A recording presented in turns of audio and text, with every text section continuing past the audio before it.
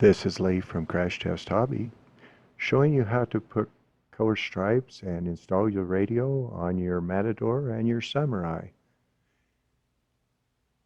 You've already seen that I like to build the plane and laminate before I put the radio in, but I also like to put colored stripes on prior to doing that. Then I don't have to work around radio that's poking up through the plane.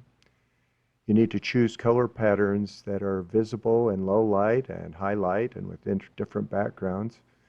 And certain colors are more visible than others in different conditions. So I tend to use a bright color and a dark color.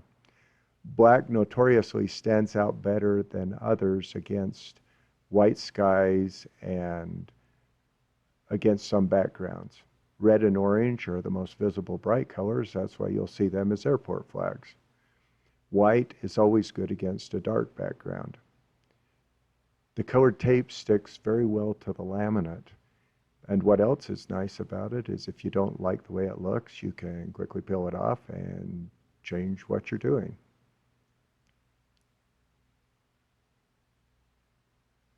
I'm actually using some locator marks that were already on the plane in order to get the stripes where I want them. If I get an air bubble under some of my striping, I just poke it with a pin and squeeze the bubble out.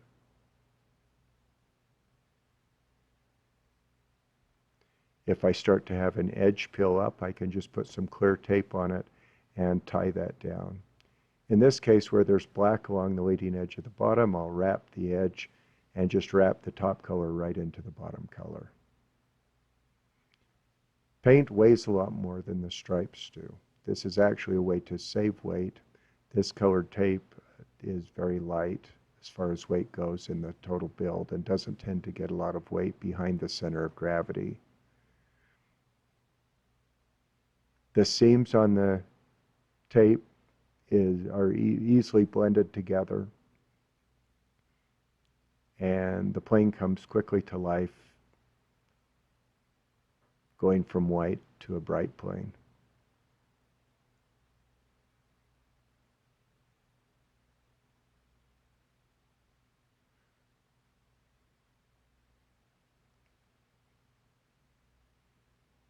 If I get a wrinkle or an air bubble, either peel it up or just poke it with a pin and get that air bubble out. And then I tie the colors into the other side where I'm doing black on black.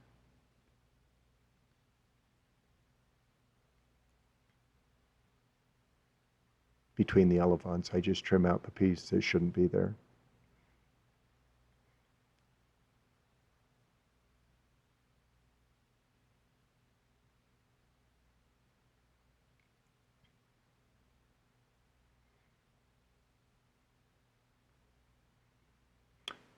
What you have just seen is the entire color scheme for this plane.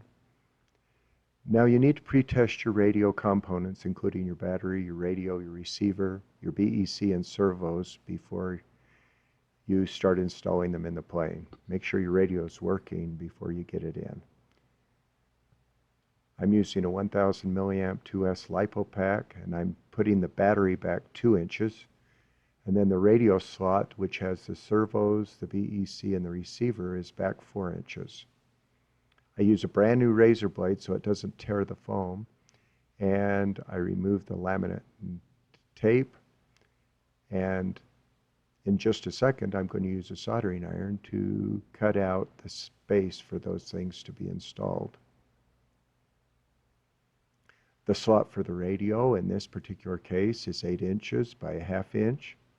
There'll be a servo on each end with the BEC and receiver in the middle. This is a pen type soldering iron. Got it at Harbor Freight. And it cuts through the foam and leaves a very smooth edge.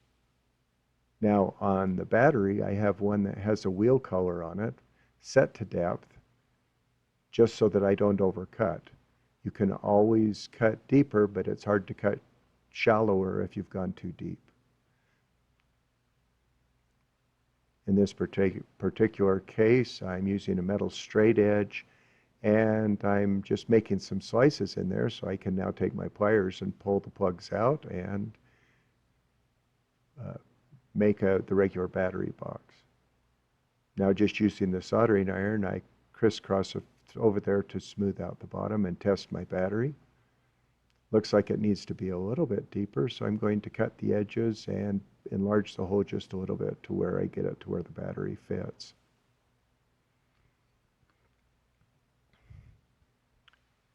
The reason we put the side-to-side slot rather than cutting a radio box in the plane is this is the way to keep more strength in the center of the plane. It also helps to keep the weight forward, because most flying wings, you'll run into problems with them being tail heavy. I also cut through and make a wire access between the battery and the radio compartment. You can see how that reaches through just under the laminate. Now I'm making some boxes for the servos. Now what I'm going to do here is actually stand the servos up so the top of the servo is going to come out the top of the wing. You want to keep the top of the wing as clean as possible because you'll have better lift and it works better as a sloper. So what I'm doing here is putting the servos in and punching a hole out the top where we will be able to put the horns on and have them so they won't be torn off on a hard landing. I prefer the MG90 servos on the Matador, and I found some Metal Gear 5-gram servos for the Samurai, but all of my servos are installed the same way. Now using my soldering iron, I'm enlarging the hole so that it will be big enough for the top of the servo to poke up through.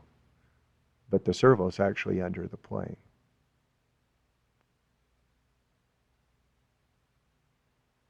Double check to make sure your radio is still working. And then just double check that you do have enough room to fit everything into the slot. In this particular case, the servo wire needs to come around the servo, so I just squeeze it down along the edge.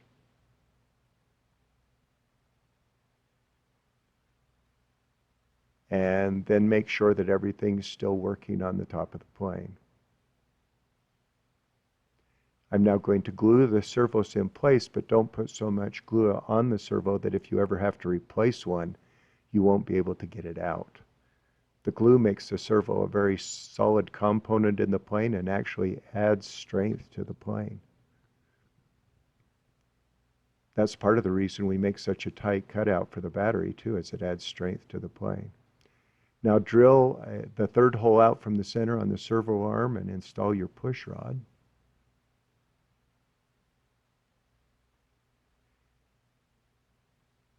And I like to bring the push rod Z-bend up through from the bottom up to keep the wire closest to the wing itself. Just make sure that your radio is programmed properly and it's zeroed on your transmitter. Then put your retaining screws in.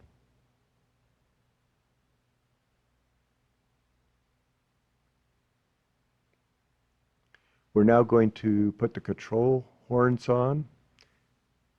I trim the extra base off of the control horn, and in this particular case it just happens to be on my color pattern. That doesn't always happen that way. And you push the horn up from the bottom of the wing, and you want the front of the horn along the hinge line. You can also see from what I just showed you that I have drilled a hole through the control arm body so that it will get more glue through it. And then I punch a hole where the servo arm is going to be so glue can flow up around the servo arm. Not the servo arm, the control horn, excuse me. Now I'm cutting out just a little bit of laminate around where the horns are so that they glue in better. Make sure they fit and that they make good contact. And after you're sure you've got them facing forward and in the right position, I squeeze glue in and around from both the bottom and the top if I need to, and press the horn into position.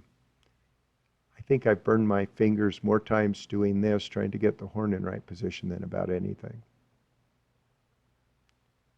And just put them in and let the glue cool to where they're permanently attached to that elevon.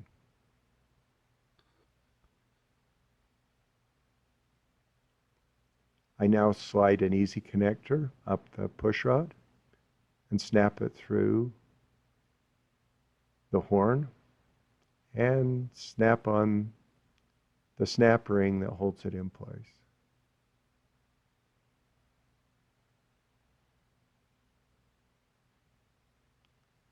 I then set the position of the elevons and tighten them down.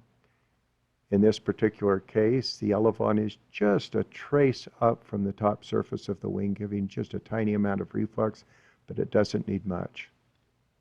Now going back into the radio, I'm going to install the BEC in the receiver and the radio slot, and tuck all wires into the wing so that nothing pokes out, and then put a clear piece of tape over the radio slot. Now, if you don't like looking at your radio slot or your battery, you can cover it with black tape when you fly. But it's nice to be able to see that everything's working and that your power lights are on in that radio slot like you're seeing there. Now, the fins on the end of the wing can be done several ways.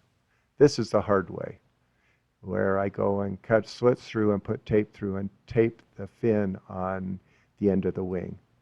If you're using the quick grip glue, you can just put some tape on the front, put the horn on the side, and pin it in place right through the fin. And after the glue sets, it's a very solid surface. I do leave the tape on the front just to keep it from catching weeds on landing. This system, though, I've even put reinforced tape through, but I think that it's easiest to do it with just pinning it in place and let the glue set. One of the big things as you're doing this is don't accidentally glue your elevon so it won't move, and don't damage your shock cord if you're trying to put some sort of a screw or a pin through to hold the fin in place while the glue sets.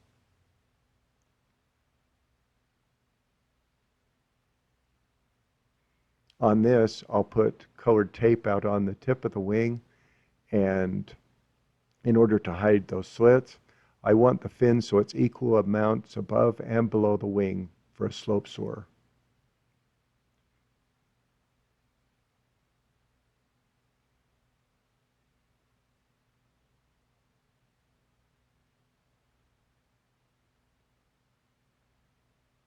Make sure that everything's in place and then give the wing some time to cure. Now we're going to do the same on the second fin. Putting some quick grip there. I've got some tape on that already, and I just tape it in place, making sure that it's in the location I want it, and then I leave it to set. Usually leave it overnight. And I also put an extra piece of tape on just to pull it on, but that tape will be taken off when I fly. It's important that you balance your plane at 6.5 inches back on the Matador and 5.25 inches back on the Samurai. They won't fly tail heavy. Have fun flying the plane. I've got some great flights on them, and I hope you enjoy them too. Thank you for watching.